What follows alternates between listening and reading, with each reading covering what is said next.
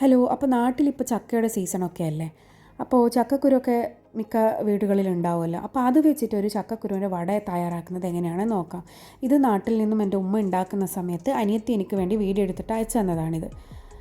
അപ്പോൾ ചക്കക്കുരുവൊക്കെ കുറച്ച് ചക്കക്കുരു എടുത്ത് അതിൻ്റെ തൊലിയൊക്കെ കളഞ്ഞ് കട്ട് ചെയ്ത് അത് കഴുകി വൃത്തിയാക്കി എടുത്തിട്ടുണ്ട്. ഇനി അതിനൊരു കുക്കറിലേക്ക് ഇട്ട് കൊടുത്ത് അത് വേവിക്കാൻ ആവശ്യമായ വെള്ളവും കുറച്ച് ഉപ്പും ചേർത്ത് വേവിച്ചെടുത്തിട്ടുണ്ട്. ഒരു 2 വിസിൽ മതിയാകും.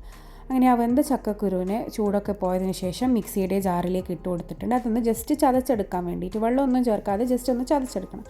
അങ്ങനെ അത് ചതച്ചെടുത്തിട്ടുണ്ട്. ഇനി ഇതിലേക്ക് ഒരു സവാളയുടെ പകുതി, 3 പച്ചമുളക് ചെറുതായി അരിഞ്ഞതും, കുറച്ചധികം കറിവേപ്പിലയും ചെറുതായി അരിഞ്ഞതും, അതുപോലെ പുതിനയില ചെറുതായി അരിഞ്ഞതും, പിന്നെ ഒരു ചെറിയ കഷ്ണം ഇഞ്ചി, ഒരു 3 വെളുത്തുള്ളി ചതച്ചതും ഈ നമ്മുടെ ചതച്ച് വെച്ച ചക്കക്കുരുവിലേക്ക് ഇട്ട് കൊടുക്കാം.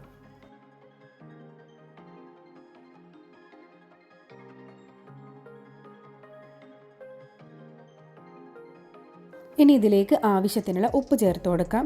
പിന്നെ വേണ്ടത് 1 ടീസ്പൂൺ മുളക് പൊടിയും, 1/2 ടീസ്പൂൺ മഞ്ഞൾപ്പൊടിയും, 1/4 ടീസ്പൂൺ ഗരം മസാലപ്പൊടിയും, 2 ടീസ്പൂൺ നമ്മുടെ പച്ചരിപ്പൊടിയില്ലേ അതും ചേർത്ത് കൊടുക്കാം. പിന്നെ 2 ടീസ്പൂൺ കടലമാവും ചേർത്ത് കൊടുത്ത് ഇത് നല്ല പോലെ ഒന്ന് കുഴച്ചെടുക്കണം. അങ്ങനെ ഇതാ നല്ലപോലെ കുഴച്ചെടുത്തിട്ടുണ്ട്. ഇനി ഇത് നമുക്ക് ചൂടായ എണ്ണയിൽ നമ്മുടെ പരിപ്പോടൊക്കെ പരത്തിയിട്ട് കയ്യിൽ വെച്ച് പരത്തിയിട്ട് ഫ്രൈ ചെയ്തെടുക്കൂലേ, അതുപോലെ നമുക്ക് ഇങ്ങനെ പരത്തിയിട്ട് ഇത് എണ്ണയിലേക്ക് ഇട്ട് കൊടുക്കാം. മീഡിയം ടു ലോ ഫ്ലെയിമിലിട്ടിട്ട് വേണം ഇത് ഫ്രൈ ചെയ്തെടുക്കാൻ. അപ്പോൾ ഒരു ഭാഗമൊക്കെ ആയപ്പോൾ അത് തിരിച്ചിട്ട് കൊടുക്കുന്നുണ്ട്. ഇത് ഒരു ഗോൾഡൻ ബ്രൗൺ കളർ ആവുന്നത് വരെ ഫ്രൈ ചെയ്തെടുക്കണം. അങ്ങനെ ഇത് നമ്മുടെ ചക്കക്കുരു വട ഇവിടെ റെഡി ആയിട്ടുണ്ട്. ഇനി അതിനെ നമുക്ക് എണ്ണയിൽ നിന്നും കോരി മാറ്റാം. ഇത് നമുക്ക് ടൊമാറ്റോ സോസിൻ്റെ കൂടെയോ മയോണൈസിൻ്റെ കൂടെയൊക്കെ കഴിക്കാൻ പറ്റിയ നല്ലൊരു ഈവനിങ് സ്നാക്കാണ്. അപ്പോൾ ചക്കക്കുരു വീട്ടിലുണ്ടെങ്കിൽ ഇതെല്ലാവരും ഇതൊന്ന് ട്രൈ ചെയ്ത് നോക്കുക. അപ്പോൾ ഇത് കഴിച്ചിട്ടുണ്ടായ സമയത്ത് ഉമ്മയും അനിയത്തിയും പറഞ്ഞ് പുറം നല്ല ക്രിസ്പിയും അകം നല്ല സോഫ്റ്റായിട്ട് അടിപൊളി ടേസ്റ്റ് ആയിരുന്നു എന്നാണ്.